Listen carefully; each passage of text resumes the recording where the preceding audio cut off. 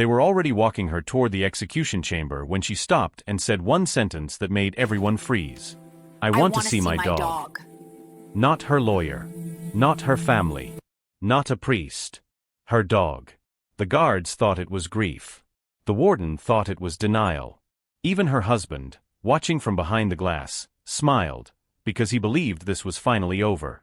What no one in that room understood was this. The dog wasn't there to say goodbye. He was there because he remembered what everyone else had missed. And in less than an hour, a woman they were prepared to execute would force the truth into the open, without raising her voice, without begging, and without mercy. Before we continue, can I ask you a question? Where in the world are you watching from right now? Drop it in the comments. We love seeing how far these stories travel. And don't forget to hit the like button and subscribe, because if stories about strength, justice, and quiet power keep you watching until the end, you're in the right place. She walked down the hallway without slowing her steps. That alone unsettled the guards. People usually dragged their feet at this point. Some cried. Some couldn't stop shaking. She did neither. Her hands were restrained in front of her, but her shoulders were straight, her head level. When they reached the small holding room near the chamber, the lead guard glanced at her more than once, as if expecting something to break. It didn't. The warden followed behind, flipping through paperwork he already knew by heart. When they stopped, he cleared his throat. We're almost out of time, he said. Any last requests? She didn't answer right away. Her eyes moved to the digital clock mounted on the wall. 43 minutes. Then she looked back at him. I want to see my dog. I want to see my dog. The room went quiet. The younger guard let out a breath that sounded like a laugh before he caught himself. The warden blinked. Your dog? He asked. Yes. He hesitated.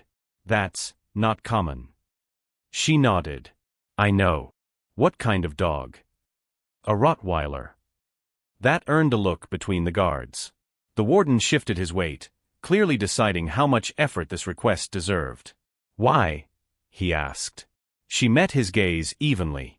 Because he was there. The warden didn't ask what she meant by that. He simply closed his folder and sighed. I'll need approval, he said. I can't promise anything. You won't have to convince anyone, she replied. My husband already arranged it. That did it. The warden paused, then gave a short nod. Wait here. When the door shut, the younger guard stayed behind. He leaned against the wall, arms crossed, studying her like a puzzle he didn't understand. You know, he said after a moment, most people ask to see family. She smiled faintly. I already said goodbye to the people who mattered. That dog matters more. Yes. He shook his head. I don't get it. She didn't try to explain.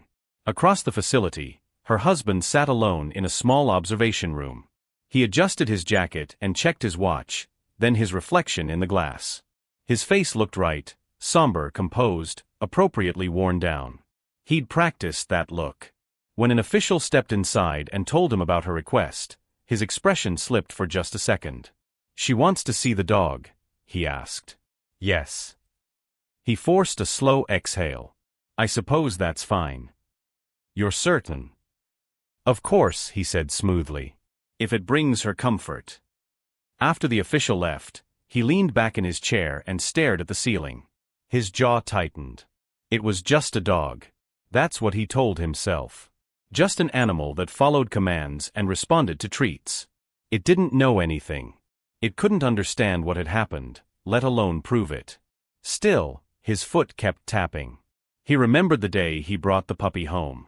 He'd meant it as an apology, a way to smooth things over without having to say much. She'd knelt down in front of the dog, studying him quietly. You're smart, she'd said to the dog, not smiling. That was fast, he'd joked. Already decided? She'd looked up at him then. Some things don't need time. She'd taken full control of the training after that. Not the flashy kind. No shouting. No dominance games. Just patience. Repetition. Long stretches of silence where she'd wait for the dog to notice details most people missed. He'd lost interest quickly. That had been another mistake. Back in the holding room, she sat on the bench, hands resting loosely together. She replayed the night. Everything fell apart, not as a blur, but piece by piece. The conversation had been calm. Too calm. "You're reading into things," he told her. "You always do." She'd almost believed him. Almost. But then she'd seen the look on his face when he thought she wasn't watching. Focused. Alert. Like someone checking to see if a door was locked. After that, everything moved fast. Accounts altered. Messages rearranged. A story built so cleanly around her that even she struggled to find a place where the truth could fit. The trial had felt unreal. Her restraint became suspicion. Her silence became guilt. Every time she tried to explain, the words came out wrong, like she was already speaking from the losing side. He, on the other hand, had been perfect. Grief at the right volume. Tears at the right time. The jury watched him more than they watched her. Only one presence in the courtroom never looked away from him. The dog. Every time her husband shifted in his seat, the dog's body went rigid. Not aggressive. Just alert. Watching. Animals didn't understand lies, but they recognized fear. A knock sounded at the door. The warden returned, stepping aside. "Your request was approved," he said. The guard entered first, holding the leash. The dog followed, calm and controlled, scanning the room. When he saw her, his body stilled. He didn't rush forward. He waited. The guard frowned. "That's unusual." She met the dog's gaze and gave the smallest shake of her head. "Not yet. If you're still watching, this is where you'll want to stay. What happens next isn't about luck, or emotion, or mercy. It's about timing." The dog's attention shifted away from her. Toward the doorway. Toward the man who believed this story was already over. The door opened again, and this time her husband stepped inside. He paused when he saw the dog. Just for a moment. Long enough for someone paying attention to notice. Then his face settled into the expression everyone knew so well, sad, gentle, resigned. "I thought you might want privacy," he said softly, as if the guards weren't standing right there. "But I wanted to see you." She didn't respond. The dog shifted his weight. Not toward her. Toward him. Her husband noticed. His fingers tightened around the sleeve of his jacket. "Hey," he said lightly, crouching a little. "Easy, boy." The dog didn't growl. Didn't bark. He just stared. The warden cleared his throat. "You have 5 minutes." "That's all I need," her husband replied. The door closed behind them, leaving the guards just outside. The room felt smaller immediately. Her husband straightened and looked at her. "I didn't expect this," he said. "The dog, I mean." "I know," she replied. He offered a faint smile. "I thought maybe you'd want to talk. About everything." "There's nothing left to say." "That's not true." He stepped closer, lowering his voice. "I never wanted it to end like this." She finally looked up at him. "No." He hesitated. "You know what I mean." The dog moved then, placing himself slightly between them. Not blocking. Just present. Her husband noticed again. His smile faltered. "Still protective," he said. "You trained him well." "Yes," she said. "I did." Silence settled between them. The clock on the wall ticked down. 34 minutes. "You could have made this easier," he said finally. "If you just admitted what you did." She let out a quiet breath. "You really believe that?" He shrugged. "Belief doesn't matter now." She tilted her head. "It does if you're wrong." His eyes flicked to the dog, then back to her. "You're still trying to play games," he said, though his voice had lost some of its ease. "I'm not playing," she replied. "I'm finishing." That unsettled him. He straightened, forcing a small laugh. "Finishing what?" She didn't answer. Instead, she lifted her hand slightly. Just enough for the dog to notice. The dog sat. Her husband froze. "That's a nice trick," he said, too quickly. "Very obedient." She didn't move her hand. The dog stayed seated, eyes locked on her husband now, not blinking. "Why is he staring at me like that?" her husband asked, irritation creeping in. "He does that when he's confused," she said calmly. "Confused about what?" About people who pretend. Her husband scoffed. You're projecting again. Am I? She lowered her hand. The dog stood and took a slow step forward. Her husband stepped back instinctively. Hey, control him. He's under control. That doesn't look controlled. He hasn't done anything, she said. Neither have you. Not yet. The dog stopped. Sat again. Waiting. Her husband swallowed. What are you doing? She leaned back against the bench. Do you remember when I started training him differently? He frowned. You mean when you got obsessed with those late-night sessions? Yes. You said it was just mental stimulation. It was, she said. For both of us. He shook his head. You're not making sense. I taught him patterns, she continued. Changes in breathing. Shifts in posture. The way people behave when they think they're safe. The dog's ears flicked. He took another step toward her husband. Call him off, her husband snapped. There's nothing to call off. Her husband's composure began to crack around the edges. This is ridiculous. You're trying to scare me. She met his eyes. Is it working? He didn't answer. 31 minutes. Outside the room, the guards exchanged looks. One of them leaned closer to the glass, squinting. Is it just me, he murmured, or does that dog look like he's waiting for something? The other guard shrugged. Probably misses her. Inside, her husband's voice dropped. What did you tell him? I didn't tell him anything, she said. I showed him. Showed him what? She took a breath. The night you did it, he was there. Her husband stiffened. We've been over this. No, she said. You've talked.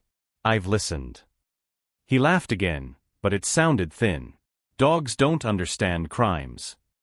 They understand behavior. The dog stopped directly in front of him now, close enough that her husband could feel the warmth of his presence. Move, her husband said, nudging the dog lightly with his shoe. The dog didn't react.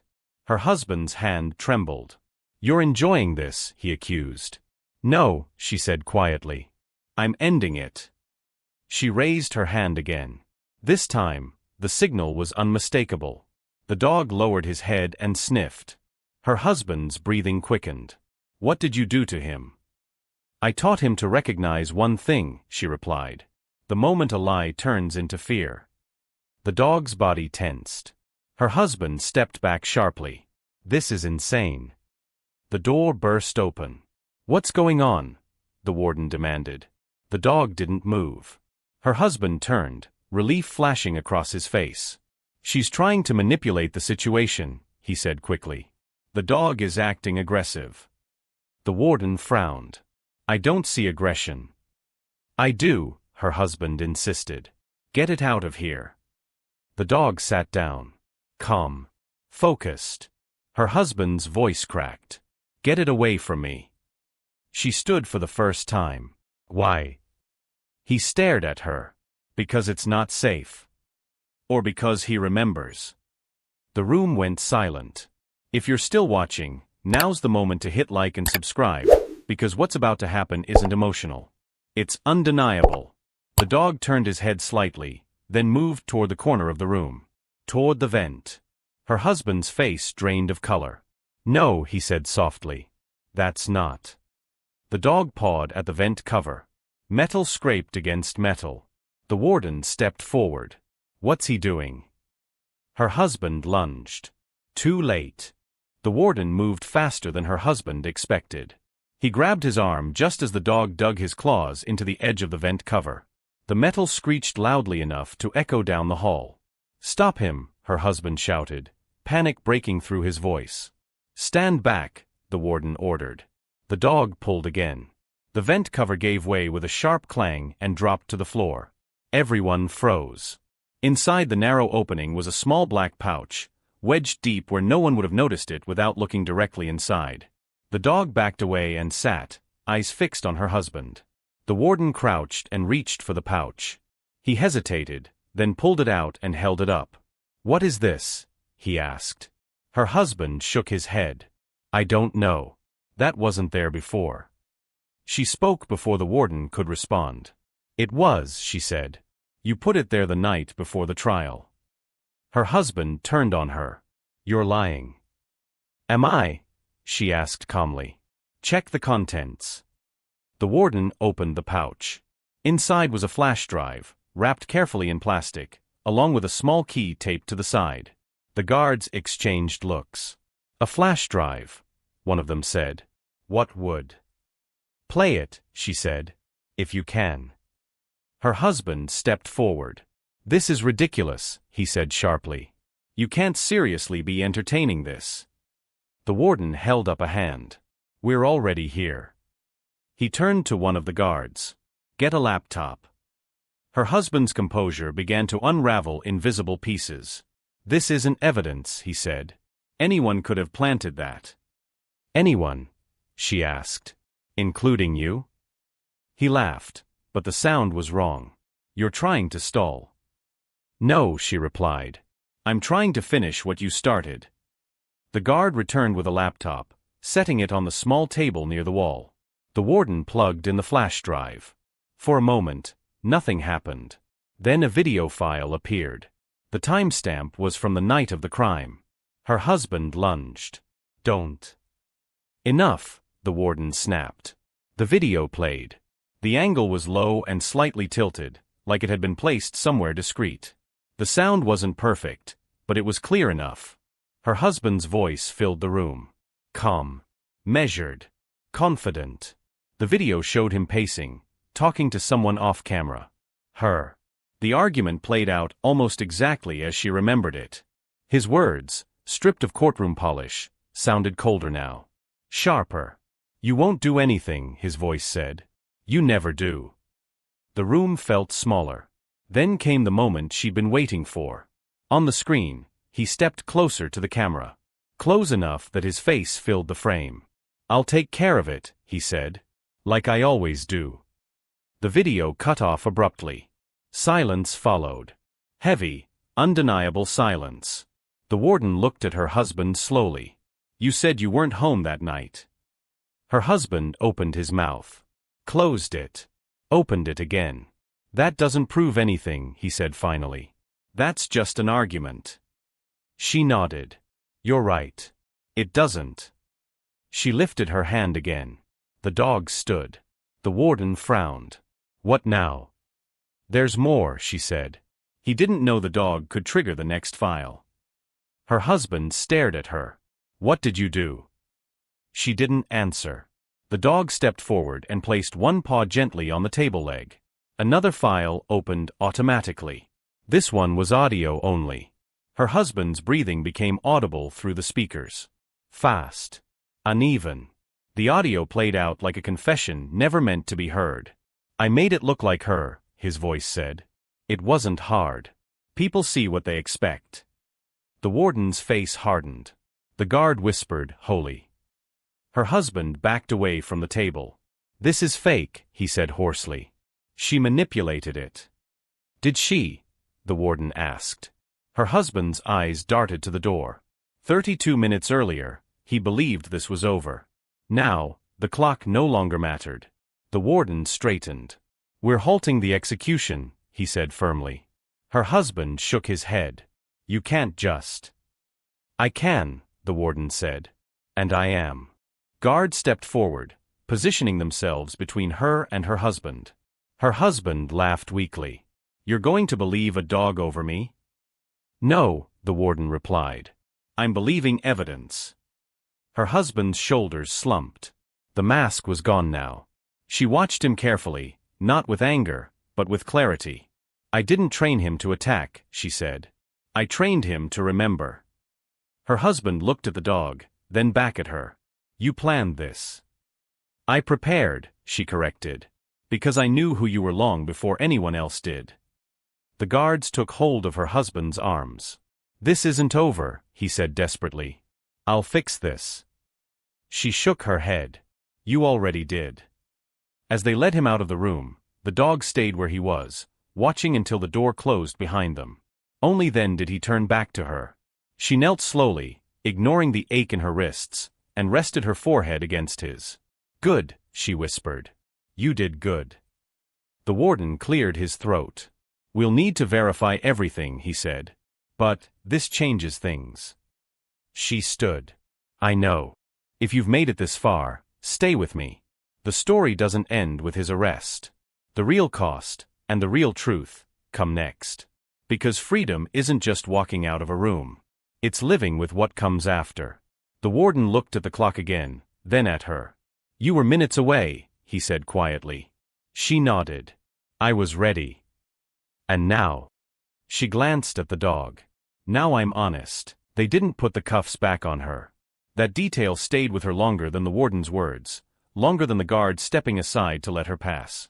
After months of being handled like a problem to be managed, the absence of restraint felt strange. Almost unreal. She walked out of the holding room with the dog at her side. The hallway looked the same as it had an hour earlier, but everything about it felt different. The clock on the wall still counted down, but it no longer belonged to her. In a small administrative office, they asked her to sit while they made calls.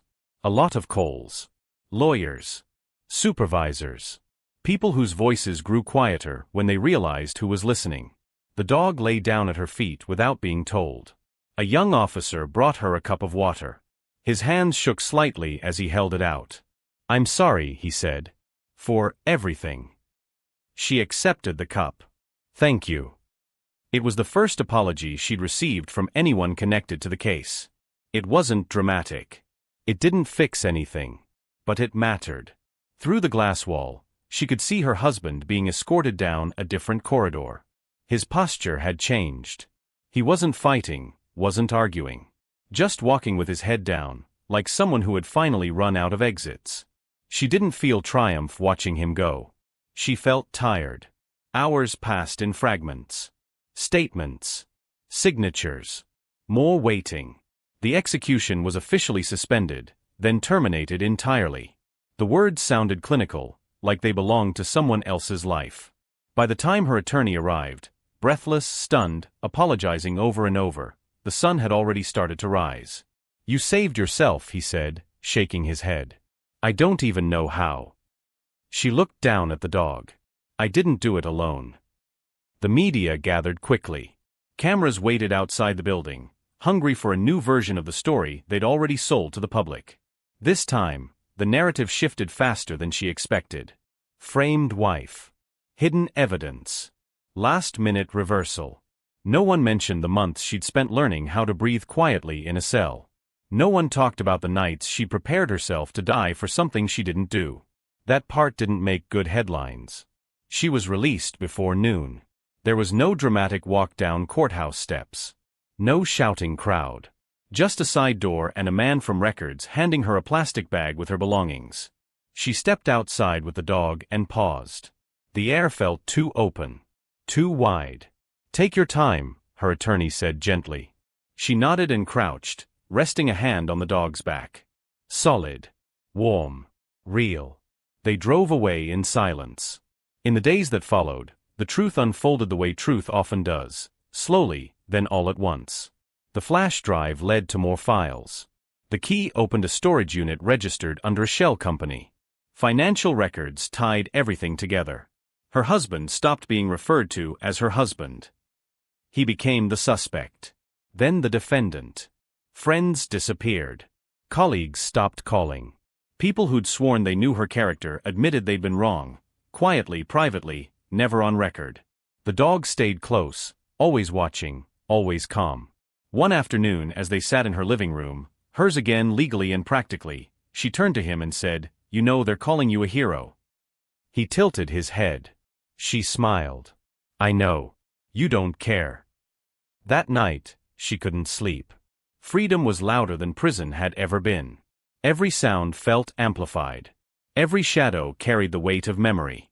She sat up and leaned against the headboard, thinking about the moment in the holding room when she truly believed she might not walk out. The acceptance she'd felt then had been real. Not peaceful, exactly. Just final. She'd been ready. That thought unsettled her more than anything else. The trial against her husband moved quickly. Evidence had a way of accelerating things once it was allowed to speak. The same people who had praised his composure now dissected it for signs they'd missed. On the stand, he looked smaller, less certain. When asked about the dog, he laughed nervously. "It's absurd," he said. "An animal doesn't understand intent." The prosecutor didn't argue. He just pressed play. The jury listened. They didn't look at the dog. They looked at him. When the verdict came back, she wasn't in the courtroom. She watched from her kitchen table, the dog lying at her feet, the volume low. Guilty. She turned the TV off before the commentary started. Later that evening, she took the dog for a walk. The neighborhood hadn't changed. People still watered their lawns. Kids still rode bikes. Life continued, indifferent to what she'd survived. A woman across the street waved. Hesitated. Then crossed over. "I just wanted to say," the woman began, unsure, "I'm glad you're okay." She nodded. "So am I." The woman glanced down at the dog. "He's beautiful." "Yes," she said. "He is." When she returned home, she sat on the floor beside him and rested her back against the couch. The exhaustion finally caught up with her. "You didn't save me because I was innocent," she said softly. "You saved me because you remembered." The dog shifted closer. She closed her eyes, not to sleep, but to breathe. For the first time in a long time, the future didn't feel like something she had to defend herself against. It felt open. And for once, that didn't scare her. Months passed before life stopped feeling borrowed. At first, everything came with a sense of caution, as if the world might change its mind and take itself back. She moved through days carefully, answering emails slowly, choosing her words as if they still carried consequences. Freedom took time to learn. The dog adjusted faster than she did. He settled into routines easily, morning walks, afternoons by the window, evenings curled nearby while she read or worked. He never left her side for long, not out of fear, but out of choice. People reached out. Some with apologies. Some with curiosity. Some with offers that felt more like attempts to rewrite their own silence. She declined most of them. She wasn't interested in being understood anymore. She was interested in being left alone. One afternoon, she received a call from her attorney. "They're closing the case officially," he said. "No appeals. No delays." She thanked him and hung up, then sat there longer than necessary, phone resting in her lap. She waited for something to shift inside her. Relief, maybe. Closure. What she felt instead was calm. That surprised her. The past no longer chased her thoughts the way it once had. It existed, but at a distance, like a place she'd visited and didn't need to return to. The nights grew quieter. The memories lost their sharp edges. She started cooking again. Simple meals at first, then more ambitious ones. She began taking longer walks. She planted herbs on the balcony. Small acts that felt ordinary and extraordinary at the same time. One evening, as she watched the dog sleep nearby, she thought about the moment she'd asked to see him. It hadn't been desperation. It had been certainty. She'd known what he could do, but more than that, she'd known what he wouldn't do. He wouldn't lie. He wouldn't hesitate. He wouldn't choose comfort over truth. People called that loyalty. She called it clarity. A letter arrived in the mail one morning, forwarded from the facility. No return address, she recognized. She stared at it for a long moment before opening it. Inside was a single page. Her husband's handwriting was unmistakable. He didn't apologize. He didn't explain. He wrote about betrayal as if it had happened to him.